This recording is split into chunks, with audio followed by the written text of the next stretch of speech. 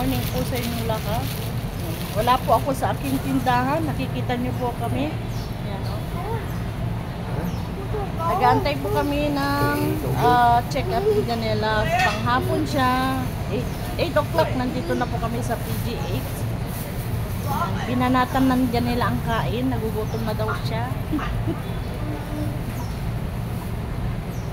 Ayan yung niluto ko kanina, madaling araw. Si Mister, nawawa naman.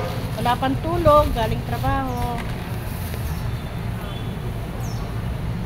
Oh, diba? Feel at home na ni Janela. Nasa bench kami dito sa likod ng mga clinic. Yung papunta dun sa Opta. Yeah. Shout out Mami Heights, The Heroes. Papunta doon, yung paikot doon kasi nandito kami sa likod, paikot doon sa may entrance ng OPD. Ayan.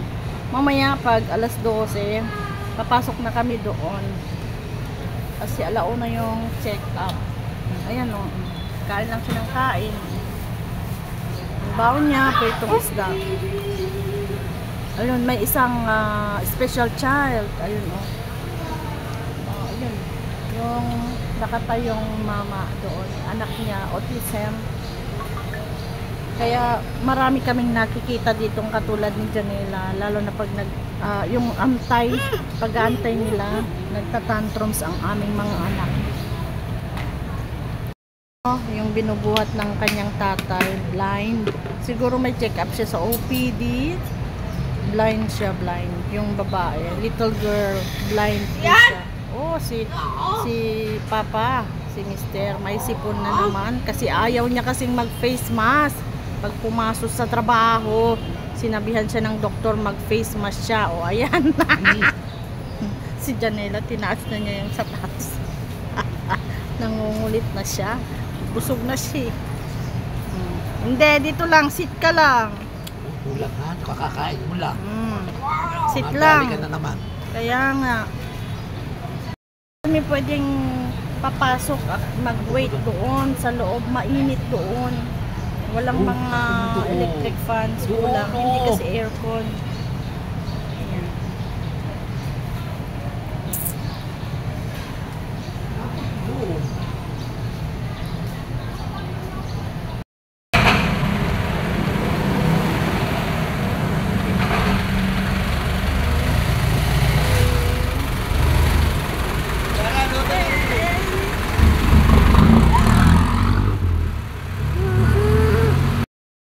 Kamais at mga ka-espesyal, nakapagpa-schedule na ako sa breast care center sa taas. Galing po ako doon.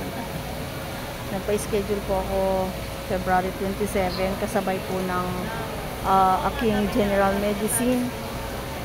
Tapos na, nakapagpa-schedule na. Tingnan nyo yung paligid, ang ganda-ganda.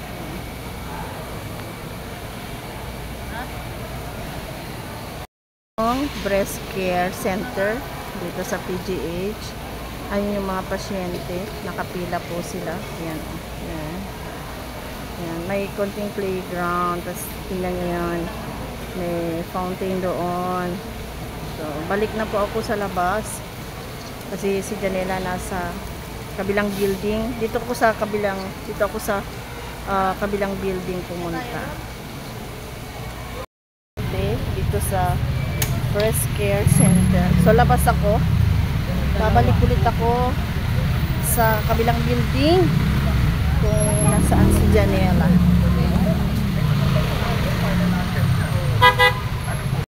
Labas ako kasi yung breast center ay nasa kabilang building. Lalabas ulit ako. Balik ako sa OPD.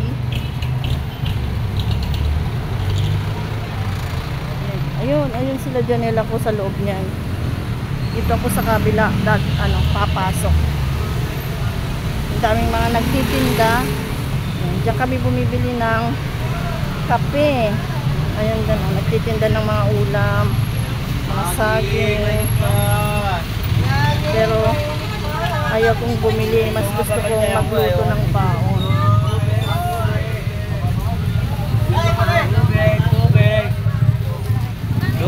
Tubig.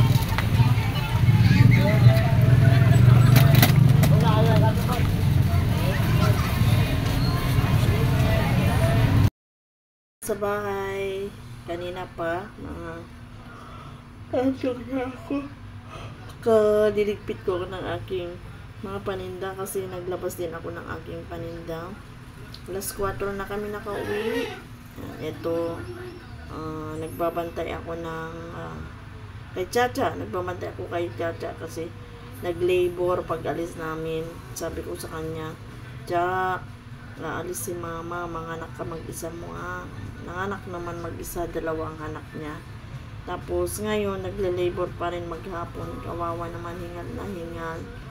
2 na yung nabuhay niyang anak. Sana mabuhay. Kasi wala siyang gatas sa Chacha.